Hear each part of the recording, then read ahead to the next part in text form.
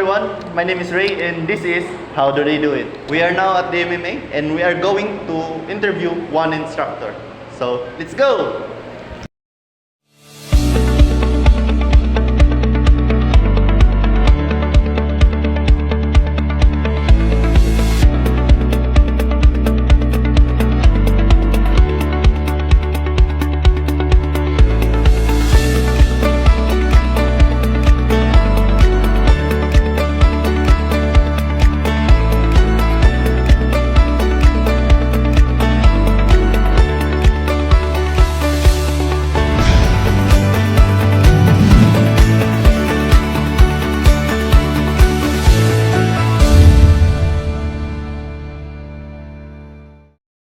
So, this is our venue for today and we are going to interview a special person.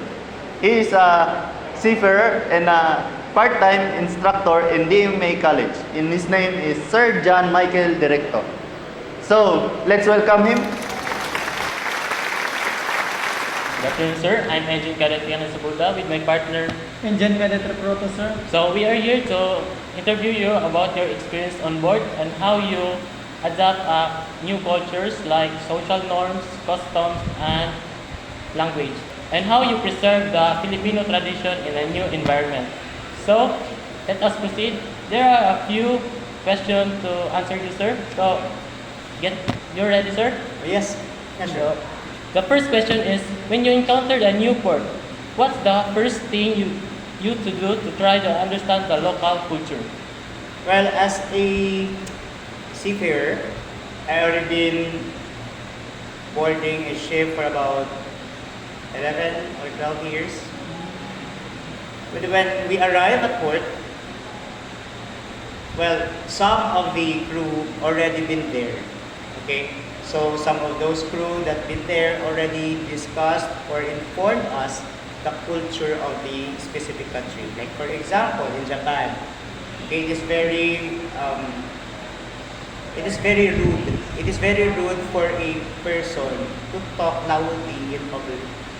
So as a tourist, as a seafarer having a shore live in Japan, we respect their culture.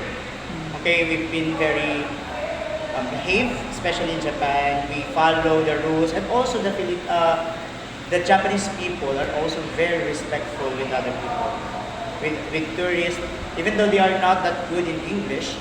But then we, as a tourist, we are the one who should be adapt to their culture. We are using our phones. We are using our phones to communicate with other people who don't understand English. We have the translators to use so that we can translate what we want to say to them, and they can provide what we are needed, or they can provide what we need.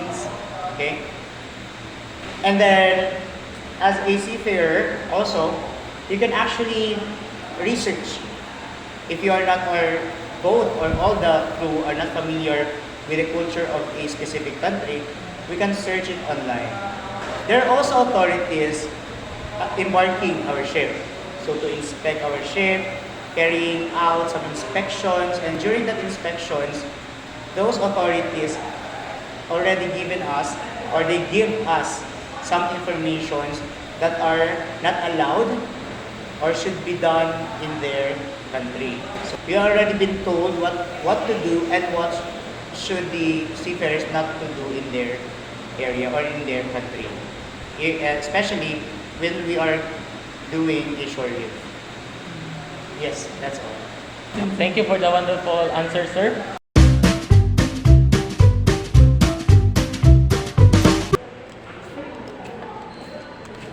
Oh, hello there. Did you know that proper communication ensures the safety of our ship, the crew, and the environment? Thank you. So let's proceed to the next question. So what is the most significant way your family support you during your time at sea? Well, it is very important for me, especially being away with your family for a long time. Like for example, as I was in an when I was a cadet, that was the first time I on board a ship, and my contract was 12 months. Okay, and I've been in the ship for about 13 months. So that was a very long time away from my family. And during my first or before my first embarking of a ship, my mother flew to Manila to support me for my first embarking on a ship. She helped me prepare my things, she helped me prepare my documents, and also she helped me prepare myself, of course. And you know what? It is very, very, very sad for it's very touching. Okay, my mother actually almost cried because I'll be going for about 9 months or 12 months, and also yes, that is one of the way that she showed me the support that I've been needed embarking the ship. Okay, and other thing is when I was already in the ship, we are communicating using our phones. Okay, giving me some advices. She always asks if I'm okay, and it's very important that your family is asking for your condition in the ship, and it helps you relieve all the sadness. Okay, you know what? It is very important that you communicate with your family time to time, and it's in our time like 2011, it's very hard because we don't have the smartphones yet. We only have the keypad phones, you only text them, and it is very expensive. Like 10 pesos is very expensive that day. And today, yeah, we spend like SIM cards. It is very easy for us to communicate with our family, and there is that the barrier, your homesickness is very limited because of the phones, because of the technologies today. So even though our family or my mother is very far from me, it feels like they are just there. That's a touchful answer. Thank you. It is important to have communication with your family to communicate, to have a family support when you are on board the ship. Yes. So, because your loneliness in a ship will much better if you communicate with someone. Yeah. So the next question is to be with engine cadet photo.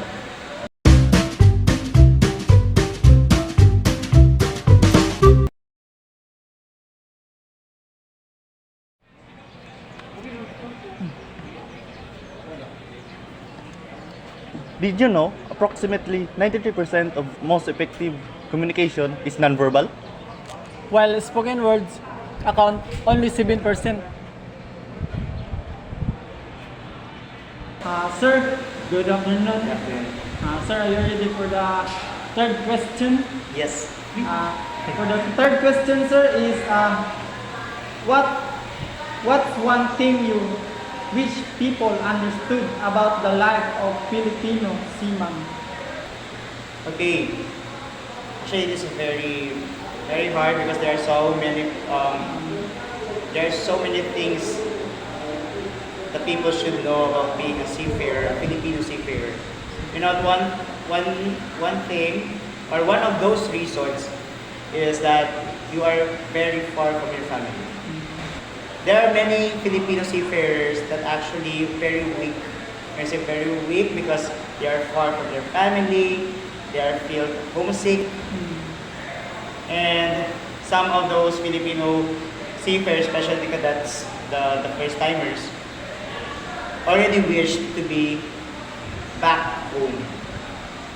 And with that, I hope the students or the incoming the incoming seafarers would know the risks, especially the risks of being a seafarer, and also the sacrifices that you should make as a seafarer, and you should be gone or you should be far from your family for a long time. And you should all be ready with that. Okay, Yes, sir. Thank you for the wonderful answers. And proceed to the last question, sir. Did you know that listening isn't just hearing? It's like having super hearing. Active listening is understanding and empathizing. Upgrade your skills. Listening today. So the last question is, how do you communicate with crew members of port officials who speak different language? Okay. So in my case, I haven't yet encountered having a colleagues in a ship who is not a Filipino. Most of my contract or all of my contracts, all of the crew are Filipinos. So it is very easy for us to communicate with each other. But if you ask is, how do we communicate with other authorities? Okay, with other nationalities when we go to another country. Like for example, if we went to Japan, if we go to Japan, to China, to other countries that is not a Filipino who can understand Filipino. And some of those authorities cannot speak fluently in English. And we can understand that because as a Filipino, we are not perfect English speaker. So we just use the English or the term or the easiest term in English dictionary for us to communicate easily with the other nationalities. Thank you for the wonderful answer, sir. So, very important to learn basic English to Yes. how to communicate the other people or to communicate the other language, Other nationalities. how to communicate the other nationalities.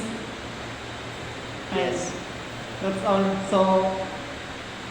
So that's the last question, sir. So thank you for participating in Sure. our interview, sir. It is my pleasure. Thank you, sir, and have a glad day, sir. Thank you. Thank you. Thank you, sir.